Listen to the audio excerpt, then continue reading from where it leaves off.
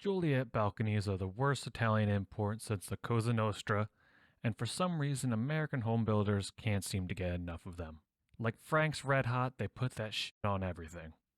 Let's get into where they came from and why we shouldn't be pasting them onto every apartment facade in America. As the name should imply, the Juliet balcony came from Shakespeare's play Romeo and Juliet, right? Well, no. If you're a Shakespearean scholar, you'd know that Juliet was at her window overlooking her family's orchard. Even the English word for the balcony didn't exist in the time of Shakespeare. The balcony came decades later from playwright Thomas Otway. He grafted the characters and the plot of the play that was waning in popularity at that time, Romeo and Juliet, onto his play, The History and Fall of Caius Marius.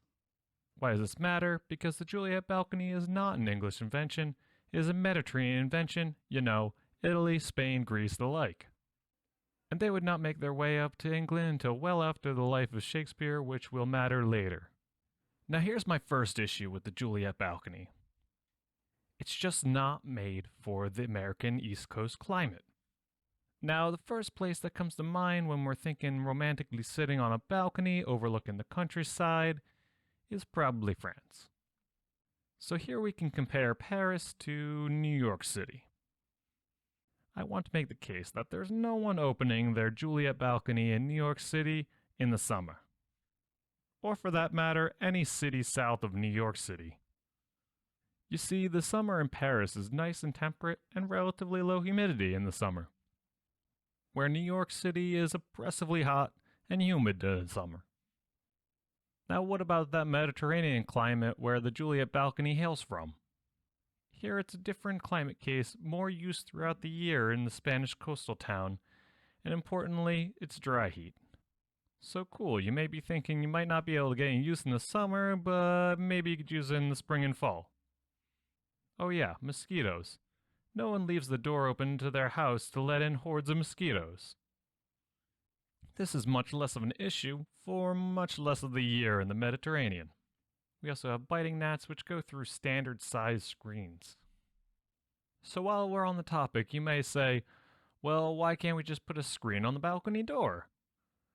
This completely negates the usefulness of the door, and you could have just had a window. Additionally, windows don't have the same type of safety issues that a balcony has.